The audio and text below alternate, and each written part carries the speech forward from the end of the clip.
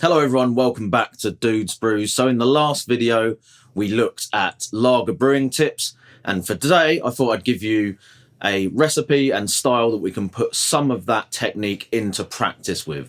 So we're going to be looking today at how to brew the best possible Munich Helles at home.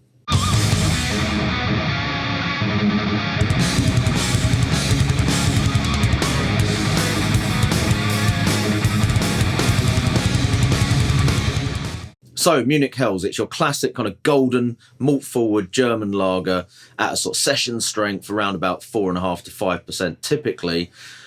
And on paper, sounds like a fairly straightforward beer in terms of ingredients and characteristics and so on. And you'd think, therefore, fairly straightforward beer to brew. But I've certainly found in the past that it's a little bit more of a tough nut to crack on that front, because with simplicity and that kind of really clean character comes, for me, I guess, quite a small margin for error in terms of nailing down this style and making sure that you get the balance just right. And to think about that, let's have a little bit of a look at the BJCP guidelines for this style, first of all, before we get into some of the ways that you might go about brewing this beer. So this is style 4A, Munich Helles. Overall impression: a clean, malty, gold-coloured German lager with a smooth, grainy, sweet, malty flavour and a soft, dry finish. Subtle, spicy, floral or herbal hops and restrained bitterness help keep the balance malty but not sweet, which helps make this beer a refreshing, everyday drink. In terms of the vital statistics, what we're looking for is an IBU range between 16 and 22, so fairly low on the bitterness. Colour in SRM of 3 to 5, so that will be about 6 to 10 EBC. Original gravity normally sitting between 1044 and 1048, with an FG between 1006 and 1012. That's going to give you an ABV range slightly higher than what I said at the beginning, but still in the ballpark of around 4.7 to 5.4%. Now, one of the first things I would say in terms of being able to brew classic styles like this well is to actually familiarise yourself with some of the beers that are given as exemplars in the BJCP guidelines. And in this case, the Augustiner Lager Beer Hell is the first one on the list, and that is an outstanding beer. A few people question, I think, whether it's actually really a kind of classic example of a Munich Helles, but it's a really nice beer regardless, so definitely recommend that one. You've got Hackershaw's Münchner Gold, Lowenbrau Original, Spartan, Premium Lager, and various others in there. So get a few of those beers, drink them, taste them critically, read through the guidelines while you're looking at those, and then that can certainly help for you to kind of dial in your recipe and process when you're looking to brew your own version of this beer. Now, one other thing that the guidelines can be useful for is looking at the characteristic ingredients. And again, it's very straightforward here in terms of what is listed on the BJCP guidelines, that being continental Pilsner malt, traditional German Sasa type hop varieties, and a clean German lager yeast. Now, that would suggest that you could almost do this as a kind of smash type beer, just a single Pilsner malt and like a Hallertau Mittelfrüh or something like that. But we're going to go a little bit off-piste with that in terms of the grain bill, certainly. And to be honest, I think in order to achieve certainly the malt aroma and character which is given in these style guidelines, you are going to need to do something a little bit more with the grain bill in order to push those malt flavours forwards, which we'll talk about in a minute. Now, part of that potentially comes from traditionally a lot of these kind of beers being brewed using decoction mashes and so on, in which case there may have been more flavour and malt character extracted even when you were using a single Pilsner malt.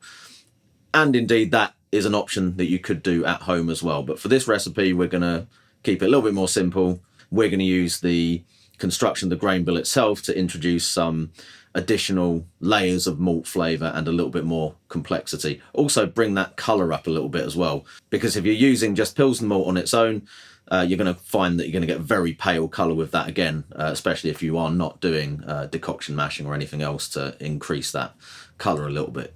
So I am going to give you a specific recipe today, but but I am going to also talk through some kind of general guidance in terms of how that's been constructed, so that you can go away and work on something yourself, or do a variation of this, or whatever you want to do. You know, build one from scratch completely if you like. Let's start off with the yeast though. And for my beer, I used L17 from Imperial Yeast. It's just a coincidence that I'm wearing the t-shirt, by the way. This video is not sponsored by Imperial, but L17, a really excellent strain. Now, you'll be perfectly fine if you want to use something nice and easy and clean, like your 3470s or the various equivalents of that. I'd be quite happy using 2124 from Yeast as well, which is kind of my favorite go-to lager yeast. But you will find some of the other strains maybe give you a little bit more kind of malt forward character from the beer, and I feel like L17 Harvest is one of those. And obviously I really like the beers that are made by Augustina as well, so a lot of those being in that kind of traditional Munich style, obviously them being one of the original Munich breweries. So L17 is excellent. I will put up on the screen a few of the equivalent yeasts to that. I believe they're only in liquid form currently. And yeah, pretty much any of the other kind of Munich based brewery strains are a good option there. So I think there are yeast strains from people like Eyinger and a couple of others. So again, I'll put some suggested yeasts up on the screen there, which are specific to breweries making beers kind of in this style for you. A lot of those will be liquid yeast though, so be prepared for that. If you're normally liking to go with the easier option of dry yeast, then yeah, you might have to get the starter kit out for this one, and so on. And on that point, as mentioned in the previous video, always make a starter, and with this beer it would be no different. So I would be building up a fairly significant starter with this to try and achieve a yeast count, which would be, this being a 21 litre batch at around 5% ABV, we're looking for around 400 billion cells as the target pitch for that. So I'm probably going to slightly overbuild that and just go with a 2 litre starter if I've got a decent packet of Imperial that's fairly fresh and has got high viability, but that starter size may need to increase. Put it into the calculator as needed. If I was going with dry yeast, I'd probably be pitching 3 packs into a beer like this just to make absolutely sure. So that's our yeast covered off. Let's just talk about the water a little bit. On this kind of beer, as with pretty much all the lagers that I make, I want to keep the overall profile fairly soft, but for a malt forward beer like a Munich Helles, I'm going to lean slightly into the chloride in terms of the sulfate to chloride ratio, and have a water profile of 67 ppm calcium, 81 ppm chloride, and 51 ppm of sulfate. And again, as per the previous video, I'm going to be targeting a mash pH as close to sort of 5.2 as I can get it.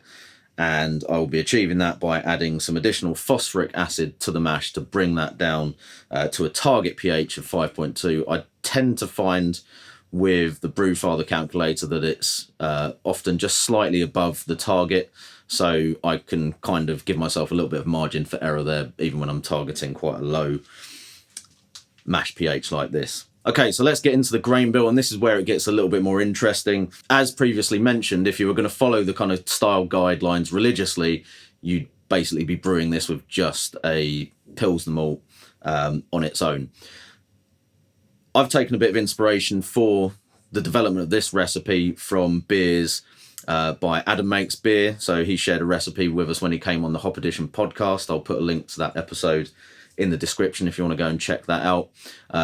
Really good episode where we talked about all sorts of other things, but he did also share a recipe for the Munich Helles that he brews, and he talked us through his malt bill. And I've also looked at the video from Mean Brews looking at competition recipes for this style and the ones that have done well, and in both cases Munich malt is incorporated into the recipe.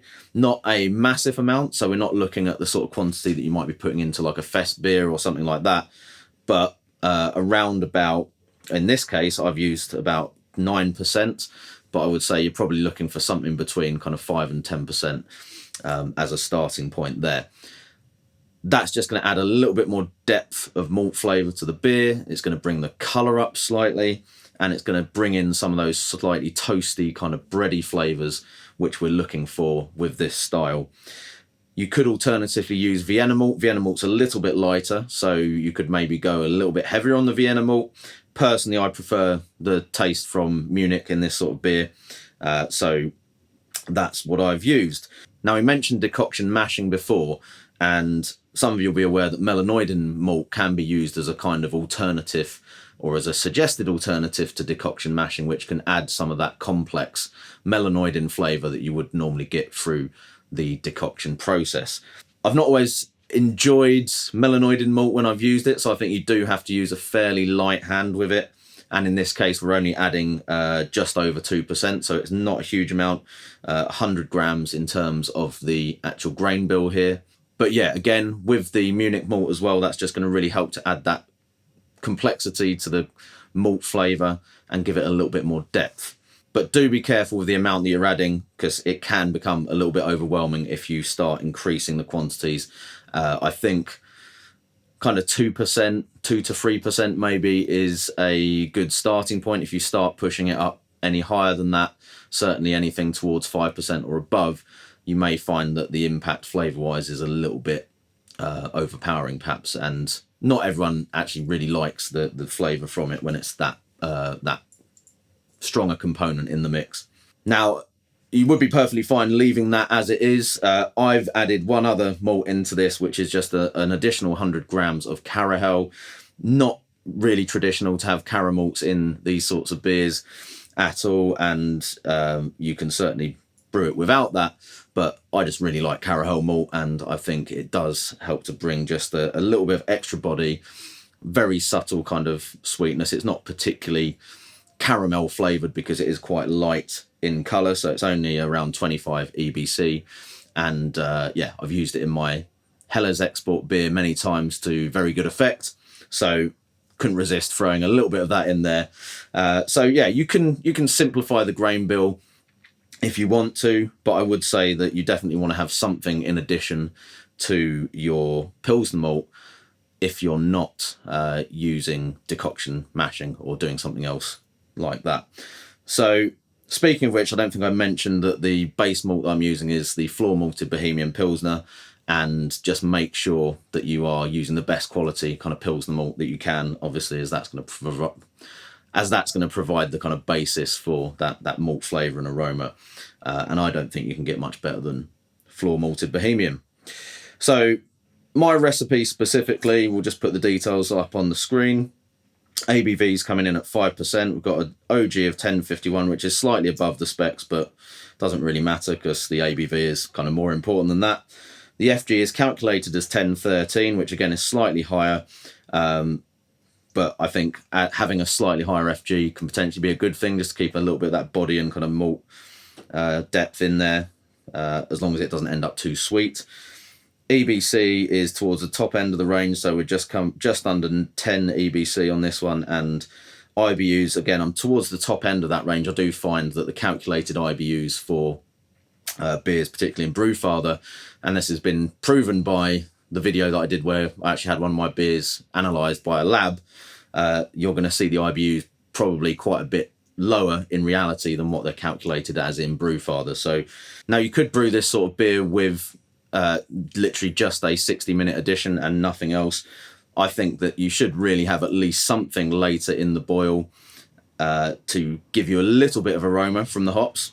As per the style guidelines, that it shouldn't be completely devoid of hop flavour and aroma, but it should very much just be there to kind of support the malt flavour and stop the beer from becoming too sweet and unbalanced in that way, but still kind of malt dominated primarily. So I've just used two hops in this. You could use a single variety, so if the AA values for the Hallertau varieties weren't as low as they currently are, I could potentially have used just Hallertau Mittelfrüh. I think that's a great hop choice for this one, but I've used a bit of Pearl for bittering. So we've got Pearl going in as a first wort hop, and we're calculating that to give us approximately 20 IBUs. So again, obviously use your hop varieties and AAs to calculate how much you would actually need to achieve that. And then we're adding in about 26 grams or just short of an ounce of Hallertau Mittelfrühe at 5 minutes before the end of the boil. So very light on the hops overall, but just a little bit right towards the end there to give us a little bit of that classic German Hallertau hop character. And I think Mittelfrühe, you can't really go too far wrong with that as a hop choice. Some of the other German varieties I feel can sometimes be a little bit too spicy and a little bit too aggressive maybe for this type of beer. So as much as I love Tettnang, I think that's, as an example, that's great in Pilsners and stuff. It has a quite assertive kind of spicy bitterness to it. That can maybe be a little bit too dominant for this type of beer. You could obviously use it in quite low quantities to counteract that, but I think if you want that sort of classic kind of floral, meadow-like aroma and flavour with just a subtle amount of spice from it, then your Hallertau Mittelfrühe, you can't really go too far wrong with that as the kind of classic choice for these sorts of beers. Obviously a few other varieties similar to that you could use, so I'll put some suggestions for those up on the screen, but I just went with the Mittelfrühe and the Pearl in this one.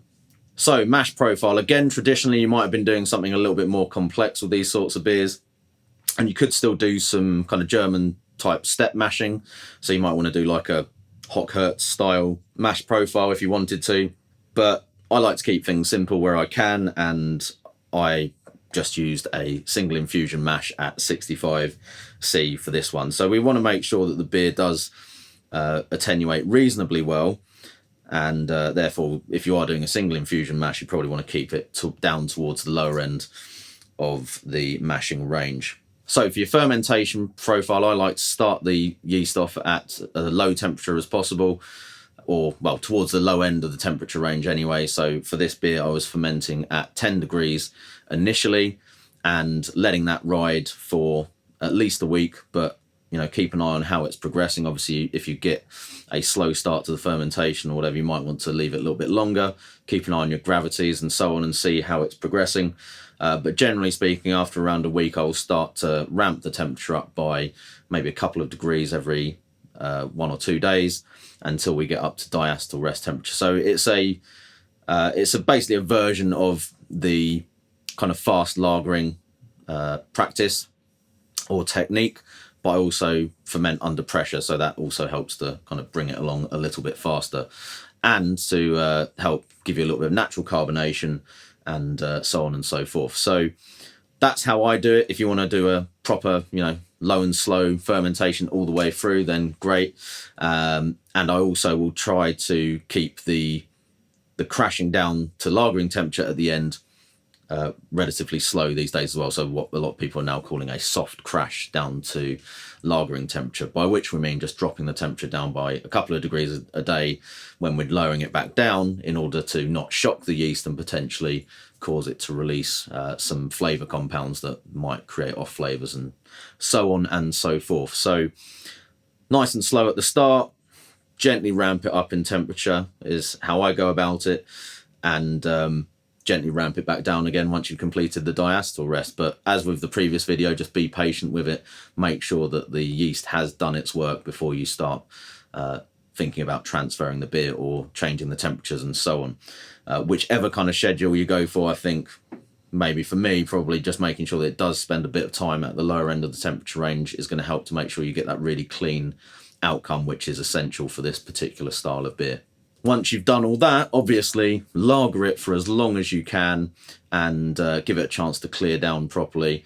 The L17 harvest yeast is actually quite a good one for flocculation, so you'll be tapping a fairly clear beer pretty quickly with that yeast, generally in my experience. But yeah, as always, the longer you can leave it, the better. I would generally try and let it lager for at least 8 weeks if possible, maybe even a bit longer. So I find that a lot of lagers will, for me anyway, tend to hit their peak sort of around about 12 weeks or 3 months into lagering is when they're really going to hit their kind of peak crispness and cleanness, and hopefully be nice and clear and pin bright by then as well. So I think that's enough chat about the recipe. Let's get this beer into a glass and you can have a look at the end product and we'll see how it came out.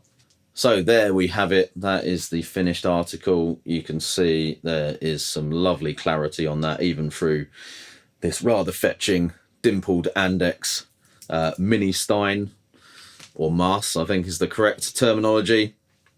You can still see straight through it. So the beer has cleared up really nicely. We've got some streaming kind of carbonation coming up on that. The guidelines say to go for sort of moderate carbonation, but I think, you know, everyone likes their lager to have a good amount of fizz to it. So perhaps that's a little bit higher than style guidelines would suggest, but I'm happy with it. And it's got a nice fluffy foamy white head on the top, which is sticking around as well. So aroma wise, a little bit difficult to get a huge amount off of it through that head that's on there, but you definitely get this kind of malty, bready, fresh baked breads, kind of a little bit like with this particular floor malted Pilsner malt. I always get an impression of a sort of brioche, like slightly honey type aroma off of it, but there is a little bit of hop in there as well. So it's definitely the malt up front, but you do have this slight background of kind of meadow-like floral aroma on it, and it just smells really, really nice, really clean aroma. Yeah, so let's get stuck in.